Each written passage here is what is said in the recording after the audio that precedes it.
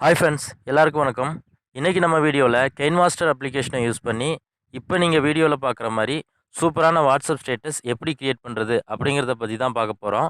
வீடியோவை ஸ்கிப் பண்ணாமல் ஃபுல்லாக பாருங்கள், அப்போ தான் உங்களுக்கு புரியும். இந்த வீடியோவுக்கு யூஸ் பண்ணியிருக்கிற டெம்ப்ளேட் எல்லாமே டிஸ்கிரிப்ஷனில் இருக்குது, தேவைன்னா டவுன்லோட் பண்ணி யூஸ் பண்ணிக்கோங்க. வீடியோக்குள்ளே போகிறதுக்கு முன்னாடி நம்ம சேனலை இன்னும் சப்ஸ்கிரைப் பண்ணலன்னா சப்ஸ்கிரைப் பண்ணிக்கோங்க.